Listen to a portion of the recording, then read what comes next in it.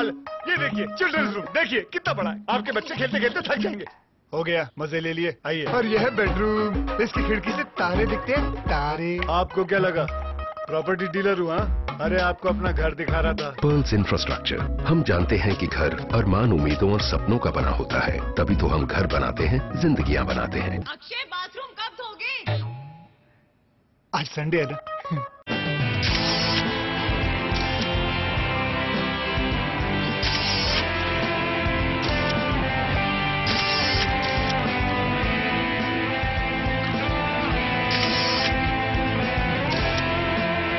ऐसा घर आपने नहीं देखा होगा। संभाल के, पोछा मारा अभी, आइए। ओ भाई साहब, ये देखिए हॉल, ये देखिए चिल्ड्रंस रूम, देखिए कितना बड़ा है। आपके बच्चे खेलते खेलते थक जाएंगे। हो गया, मजे ले लिए, आइए। और यह है बेडरूम, इसकी खिड़की से तारे दिखते हैं, तारे। आपको क्या लगा प्रॉपर्टी डीलर हुआ? अरे आपको अपना घर दिखा रहा था। Pearls infrastructure. हम जानते हैं कि घर अरमान, उम्मीदों और सपनों का बना होता है, तभी तो हम घर बनाते हैं, जिंदगियां बनाते हैं। अक्षय, बाथरूम कब धोगे? आज संडे है ना।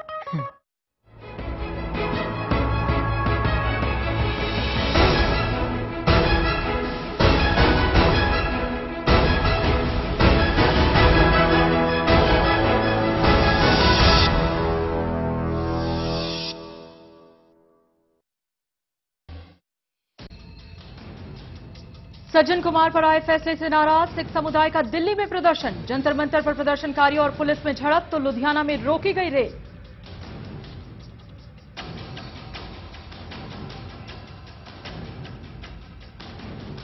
चंडीगढ़ में पवन बंसल के घर के बाहर बीजेपी कार्यकर्ताओं का प्रदर्शन, पुलिस ने किया लाठीचार्ज।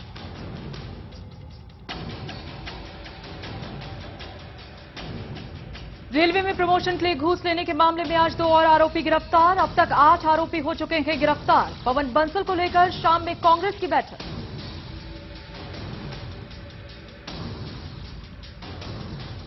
बढ़ सकती है कानून मंत्री अश्विनी कुमार की मुश्किलें। सीबीआई के मुताबिक अश्विनी के कहने पर हुई थी स्टेटस रिपोर्ट में बदलाव। सोमवार को सीबीआई सुप्रीम कोर्ट में दायर करेगी हलफनामा।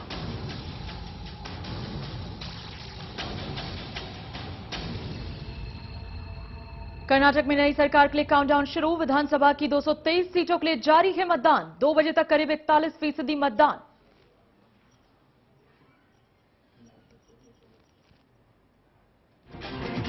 और बुलेटिन की शुरुआत इस वक्त की एक बड़ी खबर से। दिल्ली के जंतर मंतर पर सिखों का प्रदर्शन अभी भी जारी है।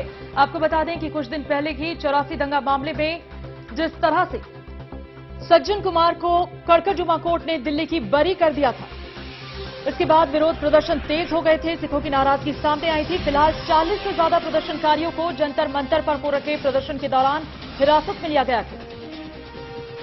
दिल्ली समेत पूरे देश के अलग अलग राज्यों में इस वक्त सिखों का प्रदर्शन जारी है। लुधियाना में भी सिखों ने रेल रोकी है। तो जंतर मंतर पर यह प्रदर्शन हो रहा है। सज्जन कुमार के खिलाफ यह प्रदर्शन है। पुलिस और प्रदर्शनकारियों में इस दौरान झड़प भी हुई। दरअसल बेकाबू होती हुई भीड़ को रोकने के लिए पुलिस ने यहां पर बल प्रयोग भी किया, लाठीचार्ज भी किया। इस दौरान 40 प्रदर्शनकारियों को हिरासत में लिया गया। दिल्ली के जंतर मंतर पर इस वक्त ये प्रदर्शन हो रहा है। सज्जन कुमार को जिस तरह से हाल ही में 1984 दंगा मामले में बरी किया गया, उसके बाद ये प्रदर्शन अब तेज होते हुए नजर आ रहे हैं। दंगा पीड़ितों का कहना है कि ये पूरी तरह से अन्याय है। वो इस मामले को लेकर अब बड़ी अदालतों का रुख करेंगे, लेकिन अपनी नाराजगी वो लगातार समय समय पर जाहिर करते रहेंगे। ये नाराजगी जुडिशियल सिस्टम के साथ साथ सरकार के रवैये को लेकर भी है। आपको बता दें कि 1984 दंगा मामले में सज्जन कुमार पर आरोप है कि उन्होंने कुछ लोगों को उकसाया, भड़काया, जिसके बाद कुछ लोगों की हत्या की गई थी। इस मामले में कुल 6 आरोपी थे, जिनमें से सज्जन कुमार को बरी किया गया, जबकि अन्य सभी को दोषी करार देते हुए उनके तहत धारा 302 और 307 लगाई गई। लेकिन सज्जन कुमार के बरी होने के बाद मुश्किलें अब और ज्यादा बढ़ती हुई नजर आ रही है। दंगा पीड़ित परिवारों के लोगों का कहना है कि ये उनके साथ अन्याय थे। पिछले कई सालों से मामला कोर्ट में चल रहा है, लेकिन 20 साल बाद भी इंसाफ का इंतजार कर रहे परिवारों का कहना है कि उन्हें इंसाफ नहीं मिला। वो अभी इसी आस में हैं कि जल्द से जल्द इस मामले में सज्जन कुमार के खिलाफ कोई कार्रवाई हो। आपको बता दें कि पीड़ित पक्ष के वकील ने पहले ही ये बात साफ कर दी थी कि इसे लेकर अब वो बड़ी अदालतों का रुख करेंगे। दिल्ली की कड़कड़जुमा कोर्ट ने यह फैसला सुनाया था सज्जन कुमार के बरी होने का, जिसके बाद से नाराजगी पीड़ित परिवारों की ओर ज्यादा बढ़ती हुई नजर आई।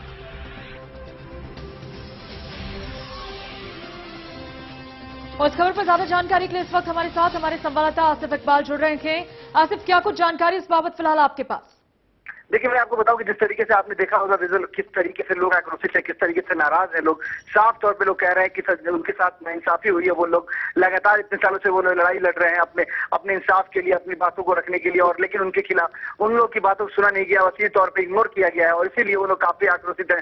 और पूरे मतलब आप देख सकते हैं कि सारे सरदार लोग हैं, और वहाँ पे जिस तरीके से नजारा है वो बिल्कुल ही बदला हुआ है। यहाँ पे इस वक्त मैं आपको बताऊं, तमाम लोग काफी आक्रोशित है। धीरे धीरे उनको ठंडा किया जा रहा है, शांत किया जा रहा है। साफ तौर पर कह रहे हैं कि हमारी गलती क्या है, हमको इंसाफ क्यों नहीं मिला। हम साफ चाहते हैं कि जो दोषी है उसको सजा हो, उसको कड़ी से कड़ी सजा हो। और वो लोग दिल्ली पुलिस और भारत सरकार और प्रधानमंत्री के खिलाफ आया है कि नारे लगा रहे हैं, साफ तौर पर नाराजगी प्रकट कर रहे हैं। बिल्कुल आसिफ, बने रहिए हमारे साथ। तो नाराजगी जाहिर कर रहे हैं एक खास समुदाय के लोग सज्जन कुमार के बरी होने को लेकर। 1984 में जिस तरह से दंगे हुए थे, भड़काने और लोगों को उकसाने का आरोप लगा था सज्जन कुमार पर, जिसके बाद कुछ लोगों की हत्या भी की गई थी। आसिफ इकबाल हमारे संवाददाता लगातार इस खबर पर हमारे साथ बने हुए हैं। आसिफ, लेकिन प्रदर्शन कोई विकल्प नहीं नजर आ रहा है इस चीज का। ये जो विरोध करने का जो तरीका है, नहीं कहा जा सकता कि जायज है, क्योंकि पीड़ित पक्ष के वकील ये पहले ही कह चुके हैं कि हम बड़ी अदालतों का रुख करेंगे, हम बड़ी अदालतों में इस फैसले के खिलाफ अपील करेंगे। तो फिर बजाय इसके कि कानूनी लड़ाई लड़ी जाए पूरे संयम और विश्वास के साथ, सड़कों पर प्रदर्शन करने का क्या मतलब है? बिल्कुल आप सही कह रही हैं, और ये बात हमने भी उनको समझाने की कोशिश की, हमने भी अपनी तरीके से कहा, लेकिन मैं आपको बताऊं कि वो सीधे तौर पे चैनल 1 की टीम पे ही वो आक्रोशित हो गए, गुस्से में हो गए। उन लोगों ने साफ कहा कि आप क्या हमें इंसाफ दिला देंगे, आप लोग ऐसे नहीं करते हैं। मीडिया को वो लोग अनाप शनाप बकने लगे। आप समझ सकते हैं जिस तरीके से आक्रोशित है लोग, परेशान है, इसलिए उनकी परेशानी को देखते हुए हमने उस पर कोई रिएक्शन नहीं किया। लेकिन वो लोग काफी नाराज नजर आ रहे थे। वो साफ तौर पर कह रहे हैं लोग कि आप लोगों ने कुछ नहीं किया है, मीडिया ने कुछ नहीं किया, किसी ने हमारा मदद नहीं किया, किसी ने हमारी हेल्प नहीं की। इतने सालों की लड़ाई के बाद भी अगर इंसाफ न मिले तो आदमी लोग क्या करेंगे, कोई परेशान हाल में है। और साफ तौर पर वो लोग कह रहे हैं कि इसमें हमें इंसाफ नहीं दिया गया, सीधे तौर पे हमें दंडित करने जैसा काम किया गया, हमारे जो गुनहगार हैं उनको छोड़ दिया गया है। तो इसका मतलब है कि वो हमें सीधे तौर पे इग्नोर किया गया। और काफी नाराज नजर आ रहे हैं, काफी आक्रोशित नजर आ रहे हैं, और अपने आक्रोश का इजहार इस तरीके से लोग कर रहे हैं। बिल्कुल आसिफ, हम तस्वीरों में देख रहे हैं किस तरीके से पुलिस जो है यहां पर लोगों को रोकने की कोशिश करती हुई नजर आ रही है, पर असल में वो रोकने को तैयार नहीं है। क्या वाकई में इन लोगों ने ऐसा कोई काम किया है जिसके बाद पुलिस को इन्हें हिरासत में लेना पड़ा? क्योंकि जंतर मंतर एक ऐसी जगह है दिल्ली की जहां पर प्रदर्शन करना, विरोध जाहिर करना, तब तक जब तक किसी को किसी किस्म का नुकसान ना हो, इसमें कोई हर्ज नहीं है। बिल्कुल सही आप कह रही हैं। बिल्कुल इस तरीके से ही पुलिस ने भी इंतजाम किया था कि आप अपना विरोध रखिए, अपना प्रदर्शन कीजिए। लेकिन लगातार जब विरोध आक्रोशित होने लगा, जब लोग आक्रोशित होने लगे, लोग काफी आक्रोश में होकर वो जो बैरिकेडिंग को तोड़ने लगे और आगे बढ़ने लगे, तब उनको हिरासत में लिया गया। बहुत सारे लोगों को हिरासत में लिया गया, लेकिन कुछ देर के बाद ही उन्हें छोड़ने का भी काम किया गया कि वो छोड़ के अब उनको घर भेजा जाए। लेकिन लोग काफी नाराज नजर आते हैं। आप समझ सकती हैं कि मैंने आपको बताया कि चैनल 1 की टीम पे भी और वो इस तरह से मीडिया के भी कई लोगों पर वो नाराज हो गए, और साफ तौर पे वो लोग नाराजगी प्रकट करने लगे। हमारे कैमरामैन दीपक चौबे जो कवर कर रहे थे, उनको उन लोगों ने धरा, उन लोगों ने रोकना चाहा, मुझे रोकना चाहा। तो आप समझ सकते हैं किस तरीके से वो लोग नाराज थे, किस तरीके से आक्रोशित थे। वो सीधे तौर पे कह रहे थे कि हमें इंसाफ चाहिए, हम इंसाफ के लिए लड़ रहे हैं, हम इंसाफ चाहते हैं। और सीधे सीधे तौर पर उन लोगों ने इस पूरी प्रक्रिया के लिए दोषी ठहराया है उन लोगों को, जिन लोगों की वजह से उनको इंसाफ नहीं मिला। वो साफ कह रहे हैं कि हम जिस तरीके का हमने दर्द झेला है वो कोई नहीं समझ सकता है इस दर्द को, और ये दर्द जो है वो सिर्फ हम बर्दाश्त कर सकते हैं। तो मतलब साफ तरीके से आप समझ सकती हैं कि विरोध काफी आक्रोशित था। बिल्कुल बिल्कुल आसिफ, बने रहिए हमारे साथ। तो जंतर मंतर पर यह प्रदर्शन अब भी जारी है। महिला हो या पुरुष, हर कोई इस प्रदर्शन में हिस्सेदार नजर आ रहा है। नाराजगी है सज्जन कुमार के बरी होने को लेकर। दरअसल 84 दंगा मामले में सज्जन कुमार को कड़कड़जुमा कोर्ट ने अपने फैसले के तहत जिस तरीके से बरी किया था, अन्य 5 आरोपियों को दोषी करार दिया था। इसी के खिलाफ पीड़ित परिवारों का, पीड़ित पक्ष का ये पूरा प्रदर्शन है।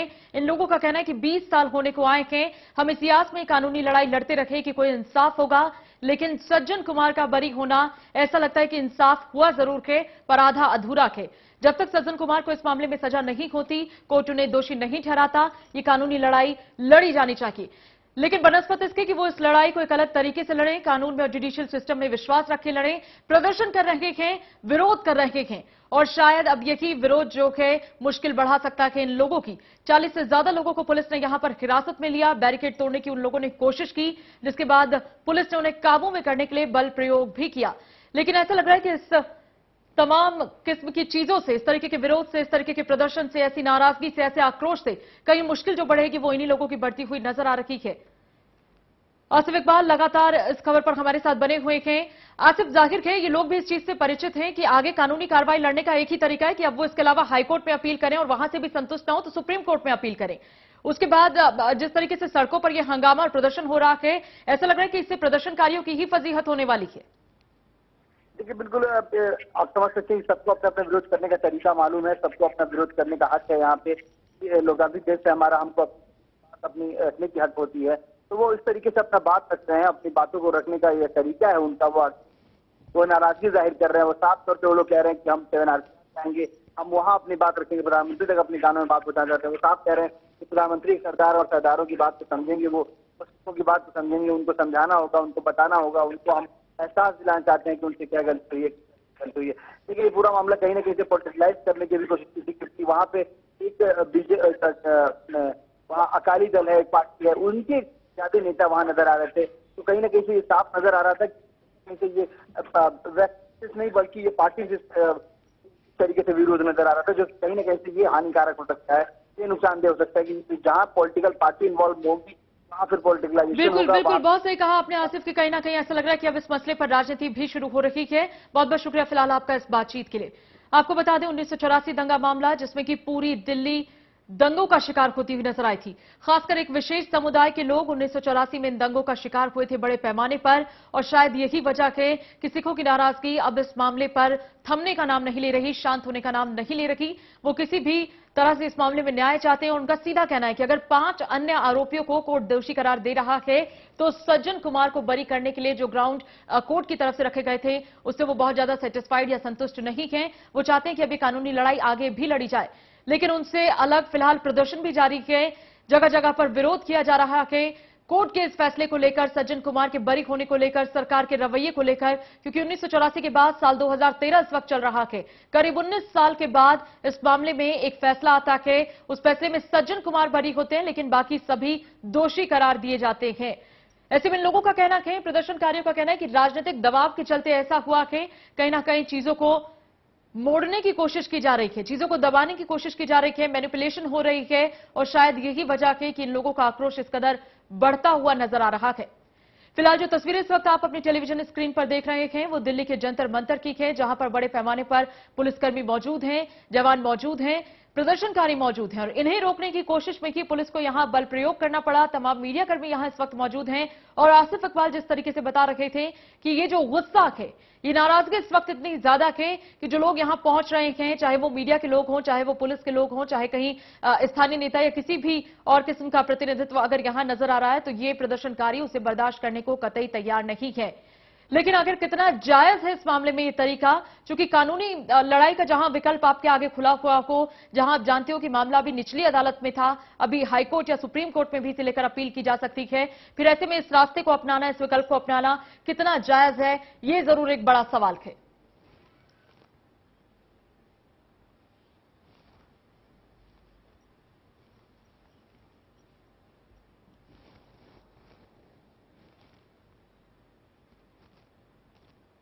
इसी के साथ खबरों में फिलहाल रुकते हैं छोटे से ब्रेक के लिए। ब्रेक के बाद बहुत जल्द होते हैं हाजिर।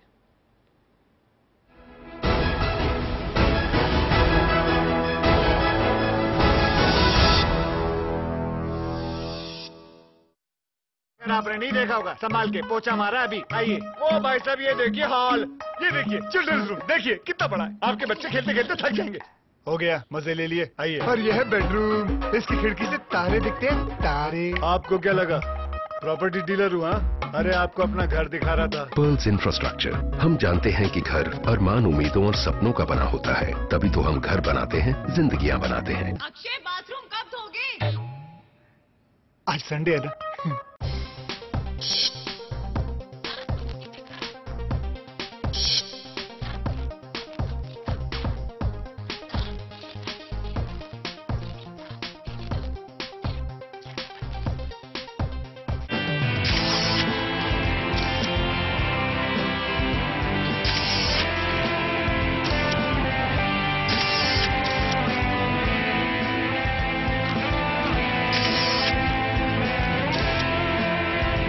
अगर आपने नहीं देखा होगा संभाल के पोछा मारा अभी। आइए। ओ भाई साहब ये देखिए हॉल, ये देखिए चिल्ड्रंस रूम, देखिए कितना बड़ा है। आपके बच्चे खेलते खेलते थक जाएंगे। हो गया, मजे ले लिए, आइए। और यह है बेडरूम, इसकी खिड़की से तारे दिखते हैं, तारे। आपको क्या लगा प्रॉपर्टी डीलर हुआ? अरे आपको अपना घर दिखा रहा था। पर्ल्स इंफ्रास्ट्रक्चर, हम जानते हैं कि घर अरमान, उम्मीदों और सपनों का बना होता है, तभी तो हम घर बनाते हैं, जिंदगियां बनाते हैं। अक्षय बाथरूम कब धोगे? आज संडे है ना।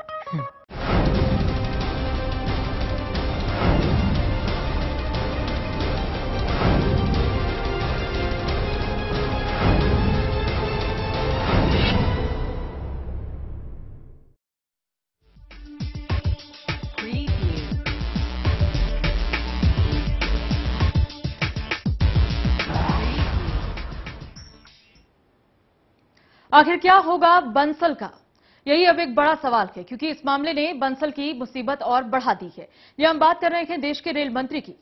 रेलवे में रिश्वत कांड मामला अभी भी रेल मंत्री पवन कुमार बंसल के गले की फांस बना हुआ है। शनिवार शाम कोर ग्रुप की बैठक में कांग्रेस बंसल के साथ खड़ी हुई नजर आई। साथ ही आरजेडी सुप्रीमो लालू प्रसाद यादव और जेडीयू अध्यक्ष शरद यादव ने भी खुलकर बंसल का समर्थन किया। पर अभी रेल मंत्री के पद पर पशोपेश बना हुआ है। अगर सब कुछ ठीक नहीं रहता तो आज कांग्रेस कोर ग्रुप की बैठक में बंसल के भविष्य पर फैसला किया जा सकता है। वहीं विपक्ष बंसल के इस्तीफे की बात पर अड़ा हुआ है। हालांकि आपको बता दें कि कांग्रेस कोर ग्रुप की बैठक बीती शाम हुई थी 7RC8 पर, जहां प्रधानमंत्री आवास पर। इस बैठक के बाद स्पष्ट कर दिया गया था कि कहीं कोई बड़ी दिक्कत नजर नहीं आ रही है, लेकिन उसके बावजूद चूंकि अब एक बार फिर बैठक होनी है तो जाहिर है कि कहीं ना कहीं कोई फैसला जरूर होगा, और यह फैसला शायद इस बार बंसल के पद को लेकर हो। वो इस पर बने रहेंगे, उन्हें यहां से हटाया जाएगा, कांग्रेस क्या सफाई देगी, क्या स्पष्टीकरण होगा, इसका सभी को इंतजार है। फिलहाल इस मामले में पटियाला कोर्ट में 3 अन्य आरोपियों को भी आज पेश किया गया।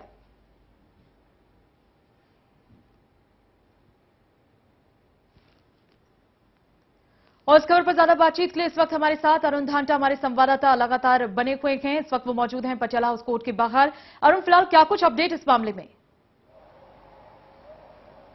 जी देखिए, अब से अगर हम बात करें तो करीबन आधे घंटे या 15 मिनट बाद जो है वो स्पेशल कोर्ट में जो 3 आरोपी जो हैं, जो पकड़े गए हैं, वो मौजूद किए जाएंगे। और उसके बाद जो है उनके ऊपर या जुडिशियल कस्टडी जो भी आएगा प्रोसेस होगा उसके बाद बातचीत हो पाएगी। क्योंकि फिलहाल जिस तरह से सुबह उन लोगों को कोर्ट में लाया गया था, तो उसके बाद जो है वो जज जब आए तो जज ने साफ तौर पर कहा कि उनके पास पावर नहीं, अथॉरिटी नहीं है कि वो डिसीजन ले सके। इसलिए उसके बाद इस केस को जो है वो स्पेशल जो कोर्ट है 4 बजे के लिए, 4 सवा 4 का जो टाइम है वहां पर उसके लिए रखा गया है। तो फिलहाल जो है अभी कुछ ही देर में उन सभी तीनों आरोपियों को जो आज या जिस तरह से राहुल जो है जिन्हें कल पकड़ा गया था, कल रात को, और आज सुबह जो समीर है उसे पकड़ा गया था, उन दोनों और उनके साथ एक और है मंजूनाथ, उन तीनों को आज यहां पर स्पेशल कोर्ट में लाया जाएगा 4 बजे। और उसके बाद जो है उनके फ्यूचर का डिसीजन होगा कि उन्हें जुडिशियल कस्टडी में डाला जाए या क्या कुछ किया जाए। जी बिल्कुल, फिलहाल ऐसा लग रहा है अरुण, इस मामले में कई और नाम भी सामने आएंगे, क्योंकि 4 लोगों को जब रिमांड पर लिया गया तो आज फिर 3 लोग गिरफ्तार हुए, उनको भी पेश किया गया। तो ऐसा लग रहा है कि ये सिर्फ 10, 5 या 15 लोगों की बात नहीं है, कहीं कोई बड़ा रैकेट है जो रेल मंत्रालय में इस तरीके के कामों के लिए बड़ा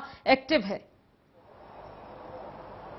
ये देखिए, कहीं ना कहीं बिल्कुल सही कहा आपने। जिस तरह से अगर हम देखें तो पवन कुमार बंसल का जो नाम है, उसके बाद जो है वो तमाम लोग जो उनसे जुड़े हुए हैं, कहीं तक उनके भांजे का नाम सामने आया, उसके बाद जो उनके भांजे के जो एसोसिएट्स हैं, कहीं ना कहीं जो जितने भी तमाम लोग जो हैं, इसे 8 लोग जो सामने आए हैं, वो कहीं ना कहीं एक कड़ी की तरह जो है आपस में जुड़े हुए हैं। बिचौलियों का उनका काम था। जिस तरह से जो है पैसे आए हैं, एक महेश कुमार से, महेश कुमार के थ्रू आगे जिस तरह से 2 कुरियर के 2 जो लड़के हैं जो पैसे लेकर जो है वो चंडीगढ़ पहुंचे थे, विजय सिंघल के घर पर, तमाम चीजें जो है कहीं ना कहीं इस तरह से हुई है कि उसके बाद जो है वह पवन बंसल पर शिकंजा कसता हुआ, तीव्र शिकंजा कसता हुआ नजर आ रहा है। तो ये तमाम चीजें हो रही हैं। अब देखना ये होगा कि फिलहाल जिस तरह से कर्नाटका के चुनाव जो आज वोटिंग वहां पे हुई है, तो कहीं ना कहीं कांग्रेस जो है उसी का इंतजार कर रही थी। अगर पवन कुमार बंसल अपना इस्तीफा दे देते तो कहीं ना कहीं जो वोटिंग हो रही है वो जो है इफेक्ट कर सकती थी, उसका कांग्रेस को नुकसान हो सकता था। लेकिन अब वोटिंग जो 6 बजे तक टाइम है वो खत्म हो जाएगा। उसके बाद जो है कहा यह जा रहा है कि शायद पवन बंसल जो है सोमवार को या आने वाले कुछ दिनों में अपना इस्तीफा दे सकते हैं, क्योंकि जो जिस तरह की उनकी छवि है,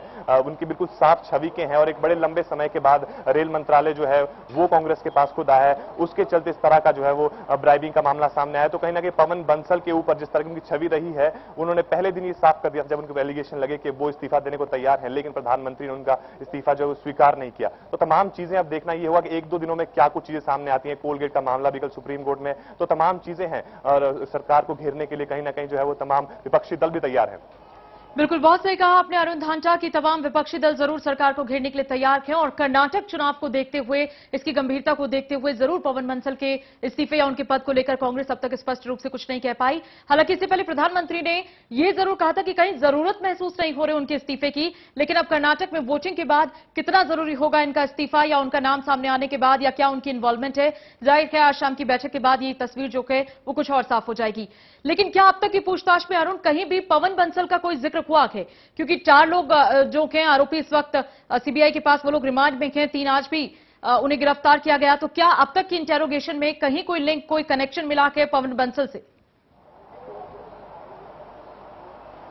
जी देखिए, फिलहाल पवन बंसल के ऊपर सीधे तौर पे अगर हम देखें तो पवन बंसल भी जो है अपना पक्ष पूरी तरह से मजबूती से रख रहे हैं। उनका ये कहना है कि हाँ मेरा ये भांजा है, लेकिन जो है मैं काफी लंबे समय से इससे बातचीत नहीं कर रहा हूं और खासतौर पे जो मेरा राजनीतिक जो सफर है उसमें इनका उतना इंटरफेरेंस नहीं है। खासतौर पर इस तरह के जो बिजनेस की चीजें जो हो रही हैं उस डीलिंग में जो है मेरा उनसे कोई इंटरफेरेंस नहीं। तो कहीं ना कहीं पवन कुमार बंसल भी अपने आप को बचाने की पूरी कोशिश कर रहे हैं, लेकिन जिस तरह से ये चीजें खुलकर सामने आ रही हैं, जो लोग सामने आ रहे हैं, कहीं ना कहीं पवन कुमार बंसल की जो है वो दिक्कतें जरूर बढ़ने वाली हैं आने वाले कुछ दिनों में। और जिस तरह से सीबीआई जो जांच कर रही है, सीबीआई की अगर हम बात करें तो वो तमाम लोगों को जो है कटघरे में खड़ा कर रही है, क्योंकि पवन कुमार बंसल के जो तमाम लोग हैं, काफी बड़ी फैमिली है उनकी, और सभी लोगों से जो है सीबीआई पूछताछ कर रही है, क्योंकि और उसमें पवन कुमार बंसल भी इन्वॉल्व, उनसे भी पूछताछ हो सकता है, उनसे भी पूछताछ हो, क्योंकि उनके थ्रू मामला है, वो रेल मंत्री हैं। और कहीं ना कहीं जिस तरह से जो चीजें ये होने वाली थी, इसमें जो है रेल मंत्रालय के सिग्नेचर, होम मिनिस्ट्री के और प्राइम मिनिस्टर के सिग्नेचर होने बहुत जरूरी थे।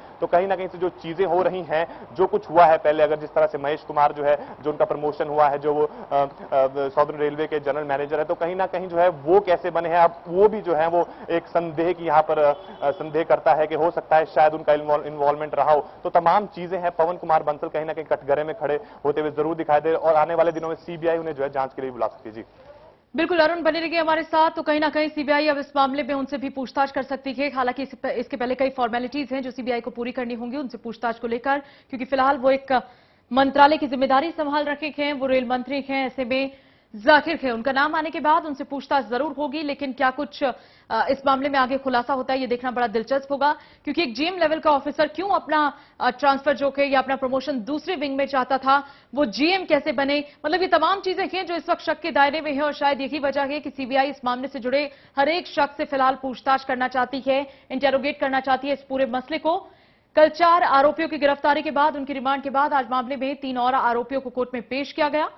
और फिलहाल ऐसा लग रहा है कि सीबीआई के लिए ये जो मामला है ये उतनी बड़ी फांस भी नहीं होगा, क्योंकि लगातार एक से दूसरा और दूसरे से तीसरा लिंक जो है वो मिलता जा रहा है। और जिस तरीके से विजय सिंगला जो कि रेल मंत्री पवन कुमार बंसल के भांजे हैं, उनका नाम सामने आने के बाद तमाम जो लोग जुड़े हुए हैं डिपार्टमेंट से, मंत्रालय से, जो इस तरीके की एक्टिविटी में इन्वॉल्व रखे हैं, तो सीरीज बाय सीरीज समय के साथ उनका जो नाम है, जो पोस्टिंग है, जो रोल है इस पूरे मामले में, वो भी सामने आता जा रहा है। और बहुत जल्द उम्मीद की जा रही है कि बहुत जल्द इस मामले में जो सच है वो सामने आएगा और पता चलेगा कि आखिर कैसे 2 करोड़ की डील हुई और इसमें मिनिस्टर साहब की कितनी इन्वॉल्वमेंट थी, ये भी खुलकर सामने आ जाएगा।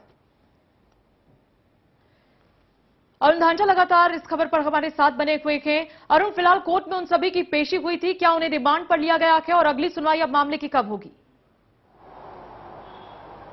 देखिए, अभी तमाम लोग जो है उसी सुनवाई का इंतजार कर रहे हैं। जब सुबह इन लोगों को यहां पर लाया गया था कोर्ट में, तो जो मेट्रोपॉलिटन मैजिस्ट्रेट हैं उनके सामने इन्हें पेश किया गया था। हालांकि काफी एक लंबे इंतजार के बाद वो मेट्रोपॉलिटन मैजिस्ट्रेट जो थे वो पहुंचे। उन्होंने जो है वो जब वो पहुंचे उन्होंने साफ कर दिया कि मेरे पास इतनी अथॉरिटी पावर नहीं है कि मैं इन्हें जुडिशियल कस्टडी या जिसकी सीबीआई मांग कर रही थी वो दे सकूं। उसके बाद सीधे तौर पर उन्होंने जो है ये कहा कि स्पेशल कोर्ट जो है, जो संडे को भी चलती है, वो उसमें जो है वो इनकी सुनवाई की जाएगी, जिसका समय जो निर्धारित किया गया था अभी 4 साढ़े 4 बजे के बीच। तो करीबन अभी आपको बताऊं तो 5-10 मिनट में शायद जब मैं यहां खड़ा हूं तो बीच में सुनवाई शुरू भी हो गई हो। तो तमाम चीजें हैं, अब देखना ये होगा कि जुडिशियल कस्टडी में इन लोगों को लिया जाता है या क्या कुछ होता है। इस स्पेशल कोर्ट के फैसले के बाद ही कुछ डिसाइड हो सकता है। लेकिन कहीं ना कहीं जो है अब जिस तरह से आए दिन जो है 1-2 नए चेहरे सामने आ रहे हैं, कहीं ना कहीं दिक्कतें जो हैं वो सरकार के लिए जरूर खड़ी करने वाले हैं। जी बिल्कुल अरुण बने रहिए हमारे साथ। तो जिस तरह से इस पूरे मामले में पवन बंसल का नाम आया कि विजय सिंगला के नाम के बाद, चूंकि सीधे तौर पर विजय जो हैं वो पवन बंसल के भांजे हैं, इसलिए रिलेट कर रहा है विपक्ष इस पूरे मसले को पवन बंसल से। और खासकर ऐसे मामले में जहां सचिव स्तर के किसी भी अधिकारी के प्रमोशन, ट्रांसफर या पोस्टिंग की बात होती है, मंत्रालय के जो सबसे वरिष्ठ और जिम्मेदार अधिकारी होते हैं, जाहिर तौर से जो रिस्पॉन्सिबिलिटी है, जो जवाबदेही है, वो मंत्री के प्रति है। और बिना उनकी अनुमति के, बिना उनकी इजाजत के, बिना उनके अप्रूवल के, बिना उनके हस्ताक्षर के ये मुमकिन नहीं है।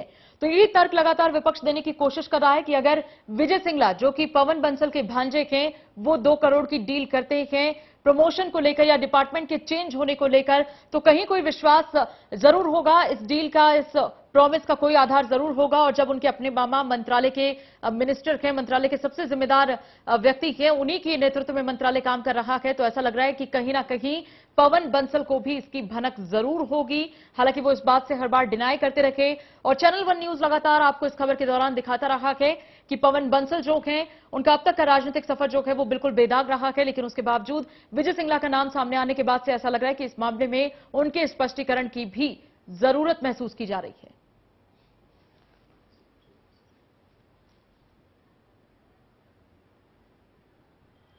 और धांचा लगातार हमारे संवाददाता इस खबर पर हमारे साथ बने हुए हैं। फिलहाल रुकते हैं एक छोटे से ब्रेक के लिए। ब्रेक के बाद भी खबर जारी है।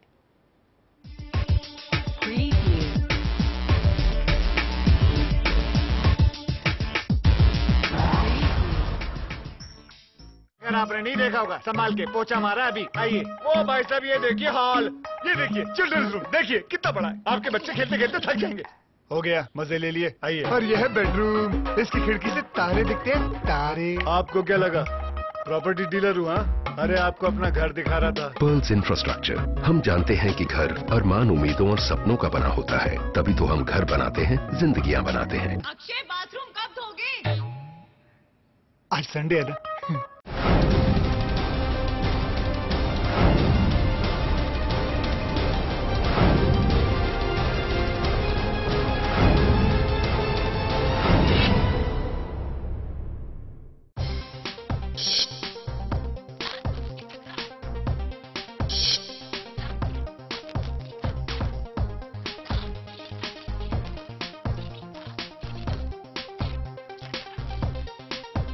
ऐसा घर आपने नहीं देखा होगा, संभाल के पोछा मारा अभी। आइए। ओ भाई साहब ये देखिए हॉल, ये देखिए चिल्ड्रंस रूम, देखिए कितना बड़ा है। आपके बच्चे खेलते खेलते थक जाएंगे। हो गया, मजे ले लिए, आइए। और यह है बेडरूम, इसकी खिड़की से तारे दिखते हैं, तारे। आपको क्या लगा प्रॉपर्टी डीलर हुआ? अरे आपको अपना घर दिखा रहा था। Pearls infrastructure. हम जानते हैं कि घर अरमान, उम्मीदों और सपनों का बना होता है, तभी तो हम घर बनाते हैं, जिंदगियां बनाते हैं। अक्षय बाथरूम कब धोगे? आज संडे है ना।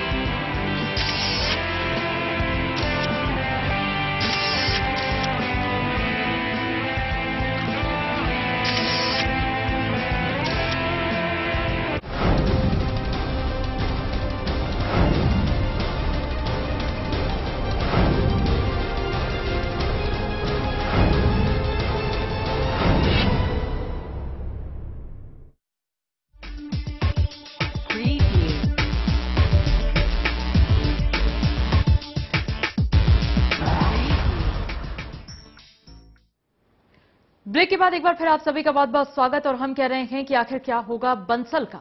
हालात कुछ ऐसे हैं जो उनके पक्ष में, उनके फेवर में नजर नहीं आ रहे हैं। क्योंकि एक बार कांग्रेस कोर ग्रुप की बैठक बीती शाम होने के बावजूद आज दोबारा होगी, तो ऐसे में दोबारा बैठक हो रही है, तो इसका क्या मतलब है? क्या फिर से एक बार पवन बंसल के पद और उनके इस पूरे मामले में रोल को लेकर कांग्रेस विचार विमर्श करना चाहती है, या वो चाहती है कि विपक्ष को किसी भी तरीके से खामोश किया जाए? अरुण धांचा लगातार हमारे संवाददाता इस खबर पर हमारे साथ बने हुए हैं। अरुण, एक बार बैठक के बाद जब ये क्लियर हो चुका है कि उनके खिलाफ पार्टी कोई कार्रवाई नहीं करने जा रही, प्रधानमंत्री उनसे इस्तीफे की मांग नहीं करने जा रहे, उसके बाद दूसरी बार बिल्कुल दूसरे दिन फिर से एक बैठक होगी, फिर इस पर चर्चा होगी, तो क्या मतलब है? संशय है पवन बंसल के इस पद पर बरकरार रहने को लेकर?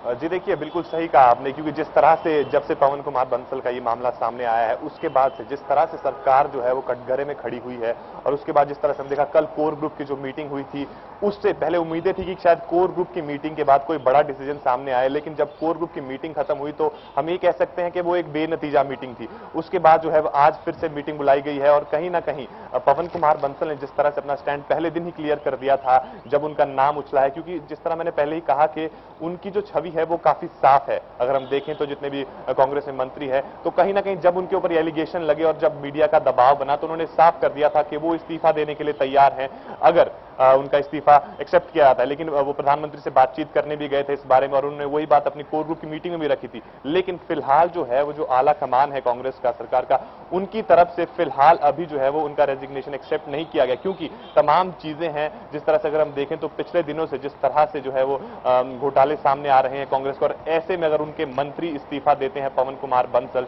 तो कहीं ना कहीं एक गलत इमेज जो है यहाँ पर बिल्कुल बिल्कुल, बहुत सही कहा आपने अरुण की प्रोजेक्शन जो है इस पूरे मसले की किसी और तरीके से हो जाएगी, क्योंकि अपने ही मिनिस्टर से ये कहना कि दे दीजिए आप इस्तीफा, जाहिर तौर से सरकार का जो मैसेज जाएगा पब्लिक में, जनता में, विपक्ष में, वो यही कि कहीं ना कहीं कोई गलती होगी तभी शायद इस्तीफा दिया होगा। अरुण बने रहिए हमारे साथ। फिलहाल अपने दर्शकों को सुनाते हैं कि रेलवे राज्य मंत्री अधीर रंजन चौधरी ने पवन बंसल का बचाव कैसे किया। बंसल साहब मेरा काफी करीब कॉलीग और काफी सज्जन, ईमानदार, एक शख्स की हैसियत में मैं उनका जानकारी है, और इसलिए बंसल साहब को अगर नाम इसमें जुड़ा जाता है इसलिए मैं काफी दुखी हूं। ये मेरी तरफ से ये खाली दुर्भाग्यपूर्ण एक घटना है कि बंसल साहब जैसा लोगों को इसमें संलिप्त किया जाता। अरुण लगातार इस खबर पर हमारे साथ बने हुए हैं। अरुण, आपने भी सुना होगा अधीर रंजन चौधरी जो हैं वो ये कह रहे हैं कि बड़े दुर्भाग्य की बात है कि अच्छे लोगों को भी ऐसे मामलों में घसीटा जा रहा है, लेकिन ऐसा लगता है कि बिना कहीं किसी बात के उनका जिक्र नहीं आता, कहीं कुछ जरूर होगा तभी उनके भांजे का नाम सामने आने के बाद उनका भी जिक्र हुआ है। जी देखिए, क्योंकि जिस तरह से चीजें सामने आई हैं उसके बाद से पवन कुमार बंसल को भी जो है यहाँ पर बचना मुश्किल लग रहा है, क्योंकि देखिए जिस तरह से जो उनके भांजे का नाम सामने आया, अगर हम देखें तो हमेशा से तमाम तरह, चाहे वो राजनीति में हो या जब इलेक्शन हो उसमें कैंपेन की बात हो, तो हमेशा से वो पवन कुमार बंसल के साथ रहे हैं। उन्हें जो है वो हमेशा से देखा गया उनके लिए कैंपेनिंग करते हुए, और कहीं ना कहीं वो काफी क्लोज भी हैं पवन कुमार बंसल। लेकिन पवन कुमार बंसल का यहाँ पर यह कहना कि एक लंबे समय से जो है वो उनसे उनके टच में नहीं थे, और खासतौर पर जिस तरह की बिजनेस जो डील्स होती हैं उसमें जो है उनका किसी तरह का जो है वो इन्वॉल्वमेंट नहीं है, या उनके मंत्रालय में उनका किसी तरह का इन्वॉल्वमेंट नहीं है। लेकिन जो असलियत कुछ और चीजें सामने आ रही हैं उससे ये पता चलता है कि पवन कुमार बंसल का भी कहीं ना कहीं इसमें कुछ ना कुछ जो है वो योगदान रहा है, क्योंकि जिस तरह से उनके भांजे का रेल मंत्रालय में उठना बैठना था, वो वहां जाते थे बिना किसी परमिशन के, तमाम चीजें हैं, तो कहीं ना कहीं जो है संदेह के कटघरे में जो है पवन कुमार बंसल को जरूर खड़ा करती है। लेकिन हाँ, ये जरूर है कि सरकार उनके बचाव में है, और वही चीजें हो रही जिस तरह से जनार्दन त्रिवेदी ने उनके बचाव में कहा। हालांकि जिस तरह से जब ये घटना सामने आई थी तो उसके बाद से कोई भी कांग्रेस का नेता जो है कुछ बोलने से बच रहा था। उसके बाद जनार्दन त्रिवेदी ने जब चीजें कही कि उनके ऊपर इल्जाम लगाए जा रहे हैं, ये विपक्ष की साजिश है, उन्हें बीमारी हो गई, ये रोग है, उन्हें इल्जाम लगाने का, तो तमाम चीजें उसके बाद जिस तरह से हमने सुना, मिनिस्टर ऑफ स्टेट रेलवे ने जो कुछ कहा, तो कहीं ना कहीं फिलहाल जो है वो पूरी तरह सरकार जो है वो पवन बंसल के साथ नजर आ रही है और उन्हें डिफेंड करने में लगी हुई है। लेकिन देखना ये होगा कि ये जो डिफेंसिव मोड है सरकार का पवन बंसल के लिए कब तक बरकरार रहता है, क्योंकि जिस तरह से पवन कुमार बंसल के इस मामले में देखिए हर दिन चीजें खुलकर सामने आ रही, और कहीं ना कहीं जो है वो डायरेक्ट जो लिंक है वो वही नजर आ रहा है, क्योंकि पवन कुमार बंसल ही ऐसे इंसान है, अगर किसी भी तरह का रेल मंत्रालय में किसी ऊंचे ओहदे पर उनके भांजे किसी को पैसे के लोभ में वो पद देते हैं, तो कहीं ना कहीं उसमें जो है वो पवन कुमार बंसल का इन्वॉल्वमेंट होना बहुत जरूरी है, क्योंकि वही सिग्नेचरी अथॉरिटी है, वो सिग्नेचर करेंगे। उसके बाद प्रधानमंत्री जो है, प्रधानमंत्री का तो सिर्फ ये है क्योंकि रेल मंत्री है पवन कुमार बंसल, तो अगर वो कहते हैं, वो रेकमेंड करते हैं कि हाँ ये जो कैंडिडेट है ये सूटेबल है इस पोस्ट के लिए, तो उसे प्रधानमंत्री सिर्फ अपना सिग्नेचर करते हैं। तो कहीं ना कहीं जो है मेन रोल जो है वो रेल मंत्रालय का है, और पवन कुमार बंसल का इन्वॉल्वमेंट जो है इसमें साफ तौर पर कहीं ना कहीं नजर आ रहा है। देखना ये होगा कि जब चीजें जिस तरह से कांग्रेस उन्हें डिफेंड कर रही है, कि कब तक उन्हें डिफेंड करती रहती है, या क्या पवन कुमार बंसल बिल्कुल बहुत सही कहा आपने अरुण कि कब तक डिफेंड करती रहेगी कांग्रेस। कहीं ना कहीं कोई इनडायरेक्ट रोल जरूर होगा, या अगर ये डायरेक्ट भी होगा तो फिलहाल सीबीआई इस पूरे मामले की इन्वेस्टिगेशन कर रही है, और बहुत जल्द इस सवाल का जवाब जो है वो लोगों के सामने होगा। बने रहिए अरुण हमारे साथ। इस मसले पर हमारे संवाददाता आसिफ इकबाल ने कांग्रेस लीडर से बात की, तो उन्होंने क्या कुछ कहा, फिलहाल वो आपको सुनवाते हैं। कांग्रेस सरकार की मुसीबतें अभी कम होती नहीं दिख रही है। एक एक करके मुसीबतों का अंबार खड़ा है और तमाम सवालों के जवाब के लिए इस वक्त हम हैं कांग्रेस के वरिष्ठ नेता और सांसद प्रदीप टम्टा जी के साथ। प्रदीप टम्टा जी से सीधे पूछ लेते हैं। आरोप लगा रहे रविशंकर प्रसाद, कह रहे हैं कि मोरल रिस्पॉन्सिबिलिटी के तहत इस्तीफा देना चाहिए पवन कुमार बंसल। भारतीय जनता पार्टी नैतिकता का उपदेश अपने आप को ही दे। जो पार्टी ऊपर से नीचे तक भ्रष्टाचार के तमाम आरोपों से घिरी हुई है। कर्नाटक का चुनाव होने जा रहा है और कर्नाटक में किस तरह से पूरे वहां की संपदा को, नेचुरल संपदा को वहां की सरकार ने किस तरह से बेचा, किस तरह मुख्यमंत्री जगन रेड्डी ब्रदर्स जो कहते रहे कि अगर जब इस्तीफा मांगा तो दिल्ली आएंगे, किस किस को बेनकाब कर देंगे, उनको खुद अपने गिरेबान में झांकना चाहिए। विपक्ष ये कह रहा है कि बिना किसी इंडिकेशन के इतने बड़े घूस के लेन देन की बात नहीं होती। आप समझिए कि ये पूरा रैकेट चल रहा था। अभी तक 9 लोग डिटेन किए गए हैं। 9 लोगों में सबसे पहला नाम जो है विजय सिंगला का है, जो उनके भांजे हैं। साफ तौर पे ये लोग कह रहे हैं कि अगर ऐसी चीजें नहीं होती, अगर वो भांजे को इतनी सहमति नहीं मिलती, इतनी सह नहीं मिलती, तो वो इस तरह की चीजें नहीं कर पाते। नहीं, इसमें तो अभी तक किसी ने डिनाई भी नहीं किया कि विजय सिंगला उनके भांजे हैं। इस तथ्य को तो मंत्री ने भी नहीं किया। लेकिन जो अभी तक तथ्य आए हैं वो तथ्य कहीं मंत्री की ओर इशारा नहीं करते। और वैसे भी आप सब लोग जानते हैं कि पवन बंसल की छवि पूरे राजनेताओं में एक साधारण और बहुत ईमानदार व्यक्ति की रही है। कर्नाटक में विधानसभा चुनाव की आज वोटिंग है। क्या आपको लगता है कि ये सारी चीजें अगर असर कर गई तो कर्नाटक का नतीजा आपके लिए बहुत मुश्किल हो जाएगा? नहीं, कर्नाटक में तो साफ है। कर्नाटक में तो भारतीय जनता पार्टी का करप्शन ऐसा जग जाहिर है। आज वही उससे छूट चुके हैं। देश की कर्नाटक के ही लोकायुक्त ने हेगड़े जस्टिस हेगड़े मुख्यमंत्री रेड्डी बंधु के किस्से साफ है। और कर्नाटक में भ्रष्टाचार के कारण, मीडिया के दबाव के कारण, जनता के दबाव के कारण उस सरकार को जाना पड़ा था। तो कर्नाटक में जो भ्रष्टाचार जितना खुला है, पार्टी टूटी है। अब वही नेता पार्टी के बड़े नेताओं पर, दिल्ली वाले बैठे नेताओं पर साफ आरोप लगा रहा है। तो कर्नाटक की जनता विवेकशील है और हमको पूरा विश्वास है कि भारतीय जनता पार्टी को अपने किए गए कुकर्म की पूरी सजा मिलेगी। विपक्ष को अगर लगता है कि उनके तर्क सही हैं तो लोकसभा चलने दे, लोकसभा में इस बात को रखें, सरकार से उम्मीद करें कि सरकार उसका जवाब देगी। अब देखना होगा कि इन तमाम तर्कों पर विपक्ष का क्या रिएक्शन होता है। कैमरामैन दीपक के साथ आशिफ इकबाल, चैनल 1 दिल्ली। और एक बार फिर रुक करते हैं अरुण धांटा का, जो कि इस वक्त मौजूद हैं पटियाला कोर्ट के बाहर। अरुण, फिलहाल प्रदीप टम्टा साहब को आपने सुना होगा, कांग्रेस के जाने माने लीडर हैं, सांसद हैं। टम्टा साहब ये कह रहे हैं कि हमें किसी बात से कोई फर्क पड़ना ही नहीं, कर्नाटक चुनाव में इस मसले का कोई फर्क नहीं पड़ेगा। तो कहीं ये कांग्रेस का ओवर कॉन्फिडेंस तो नहीं है, यूपीए का ओवर कॉन्फिडेंस तो नहीं है कि आप कितने भी घोटाले कर लीजिए, कितने भी आपके मिनिस्टर्स का नाम आ जाए, कुछ भी हो जाए, किसी भी कीमत पर आपको पे नहीं करना पड़ेगा इसके लिए? देखिए, कर्नाटक के जो चुनाव की फिलहाल स्थिति की अगर हम बात करें तो कहीं ना कहीं अगर हम एक नजरिए से देखें, जिस तरह से वहां के लोगों से बातचीत की हमने, तो उनका ये कहना है कि शायद जो कुछ सेंटर में हो रहा है, जो कुछ दिल्ली में हो रहा है, उसका जो है वो कर्नाटक के चुनाव पे उतना असर ना पड़े। क्योंकि कर्नाटक में अगर हम देखें तो लोगों के पास वहां की स्टेट में जो देखें, वहां जो कुछ हो रहा है वो ज्यादातर जो है भाजपा के करप्शन के मामले सामने आ रहे हैं। क्योंकि भाजपा के लिए जो नेगेटिव वहां पर जा रहा है वो ये जा रहा है कि जिस तरह से 5 साल के अंदर उनके 3 मुख्यमंत्री बदले गए हैं और तीनों के ऊपर जिस तरह से करप्शन के चार्जेस लगे हैं, तो कहीं ना कहीं जो है वो कर्नाटक के अंदर ये है जरूर है कि थोड़ा सा फर्क जरूर पड़ेगा। लेकिन फिलहाल जो है वो स्थिति ये है कि अगर कांग्रेस को वहां पता है कि ये अच्छा मौका है उनके पास वहां पर कर्नाटक में अपनी स्थिति को मजबूत करने का और कहीं ना कहीं भाजपा को वहां से आउट करने का। जिस तरह से भाजपा का एक ही राज्य बचा है, अगर हम बात करें तो खासतौर पर दक्षिण राज्यों में, अगर भाजपा यहां से बाहर हो जाती है और ऐसे में कांग्रेस कोई रिस्क भी नहीं लेना चाहती, हालांकि उतना फर्क नहीं पड़ेगा, लेकिन रिस्क वो कोई लेना नहीं चाहती। उसे पता है कि ये जिस तरह की जो उनकी मेहनत है पिछले इतने लंबे समय से, बिल्कुल अरुण, फिलहाल आपको यहां पर मैं रोकना चाहूंगी। अपने दर्शकों को बता दूं कि इस वक्त वो अपनी स्क्रीन पर देख पा रहे हैं किरीट सोमैया, बीजेपी लीडर हैं और बहुत बड़े विचारक के तौर पर भी उन्हें जाता है। बीजेपी नेता किरीट सोमैया ने यह आरोप लगाया कि सिर्फ पवन कुमार बंसल या उनके भांजे का नाम काफी नहीं है। ऐसा लग रहा है कि इस मामले में पूरा बंसल परिवार शामिल है। उन्होंने कहा कि पवन बंसल रेल मंत्री जरूर हैं, लेकिन इस घूसकांड में पूरे परिवार की मिलीभगत हो सकती है और अब इस मिलीभगत की निष्पक्ष जांच होनी चाहिए।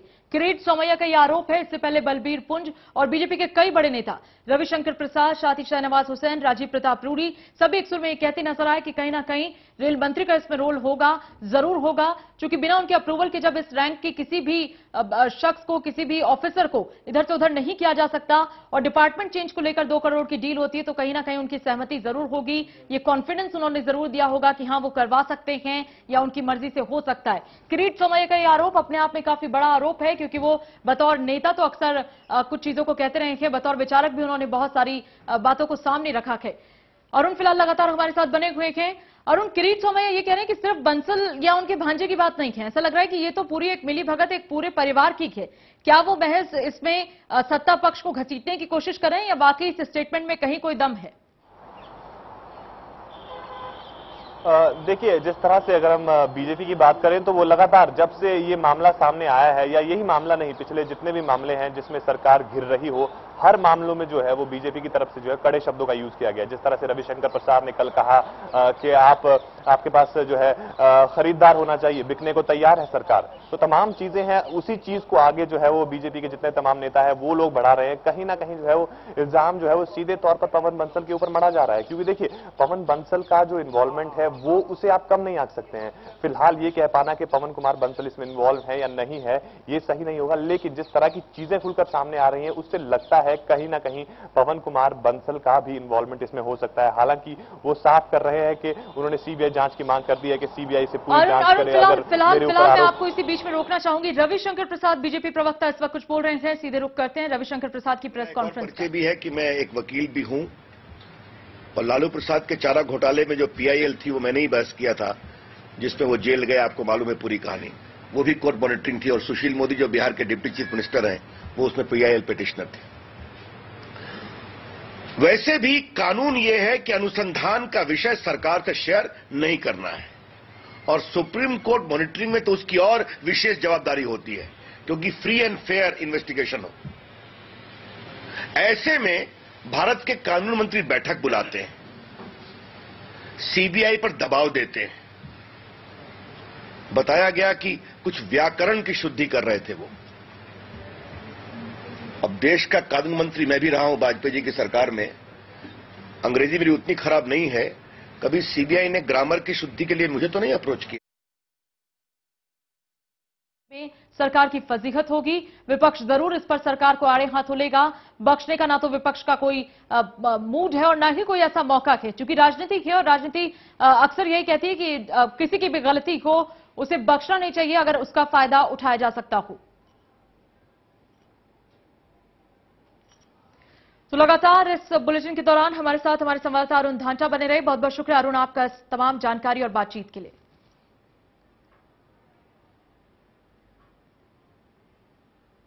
इसी के साथ बुलेटिन में फिलहाल इतना ही। आप देखते रहिए चैनल 1 न्यूज।